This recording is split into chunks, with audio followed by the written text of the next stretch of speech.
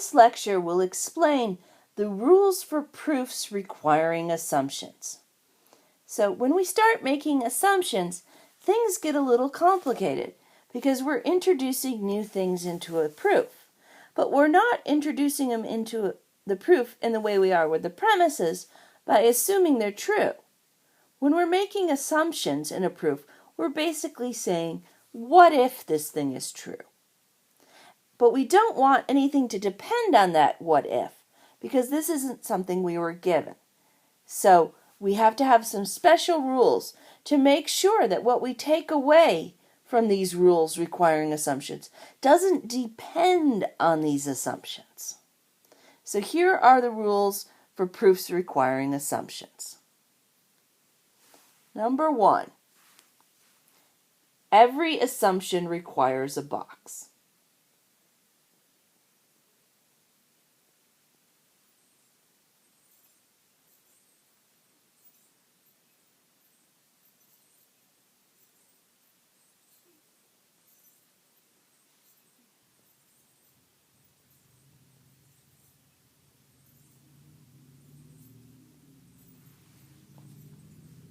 So every time you make an assumption in a proof, for whatever purpose, let's say this one is for the purposes of an arrow in proof, okay?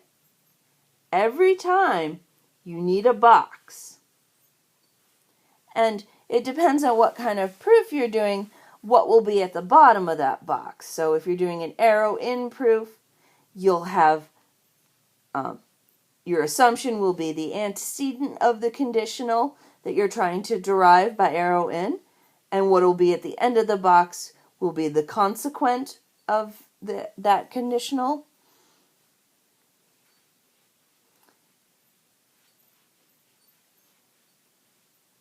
Let's say if you're doing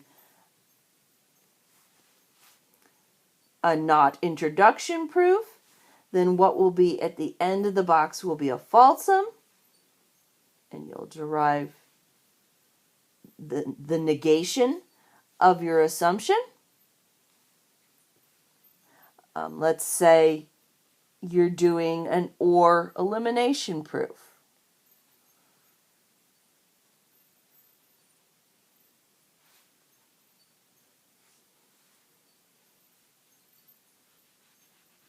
You need smaller boxes.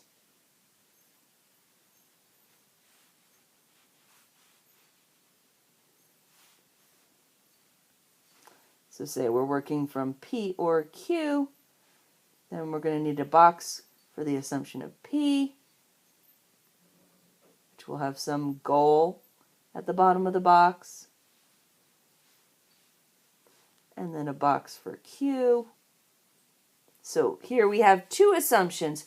Each assumption needs its own box. So, goal. And then we derive that goal using or elimination. Okay, or similarly, if we're trying to derive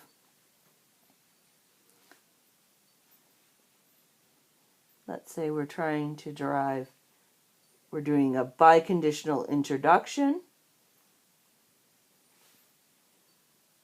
then what goes at the end of that box is the other side of the disjunction than what we're assuming. So every assumption requires a box. Likewise, if we're doing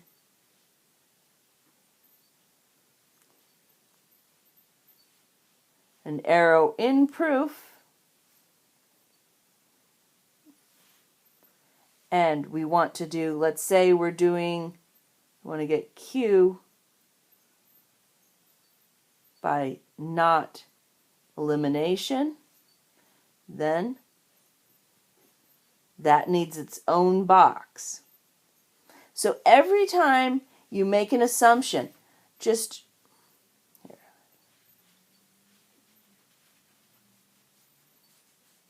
Gotta make some space here.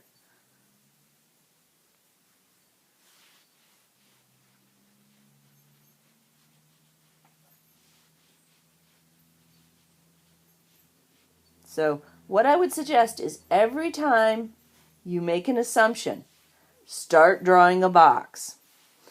I would just draw it down to the bottom and then put what's going to be at the end of that box there, if you can.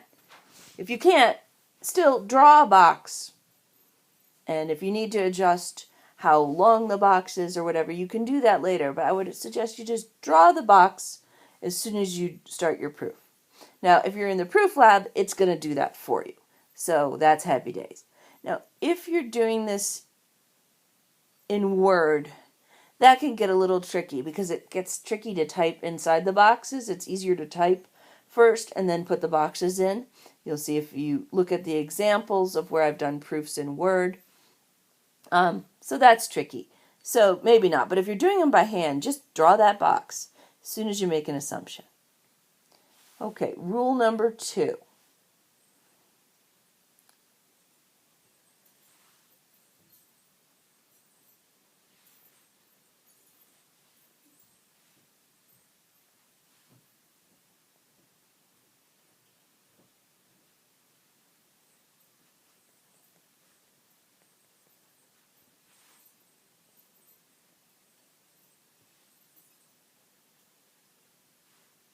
So no reaching inside closed off boxes.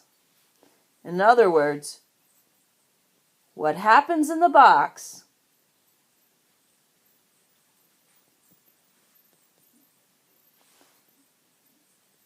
stays in the box.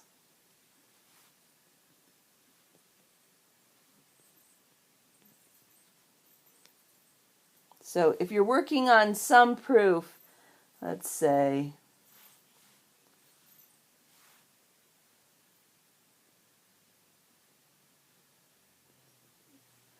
and you've got another box in here and stuff happens inside it, and you've got, let's say, R inside that box. And you're working down here and you're like, I want an R. Can I have this R? No.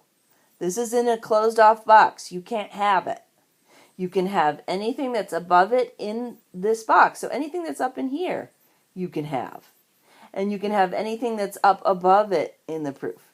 But you can't have what's in the closed off box here. Likewise, when this box is finished and you're down here, if you're like, can I have P or Q? No, because it's inside a closed off box.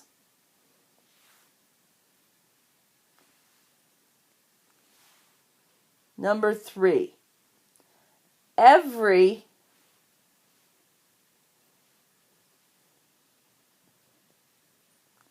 assumption must be discharged.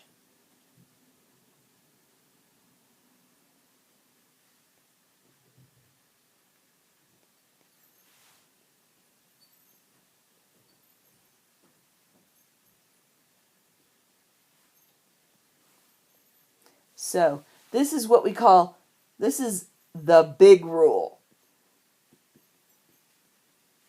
Because remember how we said we didn't want our proof, anything we take away from the assumptions, we don't want it to depend on the assumptions. So that's the reason for the big rule. So how do assumptions get discharged? They get discharged by completing the proof that they're a type of. So when you do make an assumption of P for the purposes of arrow introduction, then when you complete that proof and do the arrow in step, that discharges the assumption of P. Likewise, if you assume P for the purposes of a not elimination, how about a not introduction? That would make more sense.